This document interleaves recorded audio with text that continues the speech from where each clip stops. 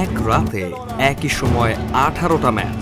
ভাবা যায় ইতিমধ্যেই নির্ধারিত হয়ে গেছে ইউএফএ চ্যাম্পিয়ন্স লিগের পরের রাউন্ডের ভাগ্য। যাদের প্লে অফ নিশ্চিত হয়েছে, প্রতিটা দলই তাদের প্রতিপক্ষ সম্পর্কে মোটামুটি নিশ্চিত হয়েছে।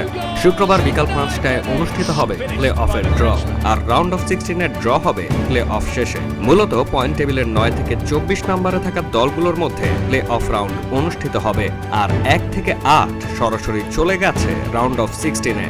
9 থেকে 24 নম্বরে থাকা দলগুলোর মধ্যে আবার দুটি ভাগ করা হয়েছে, 9 থেকে 16 এবং 17 থেকে 24। এই দুই ভাগে থাকা দলগুলোর মধ্যে খেলা হবে।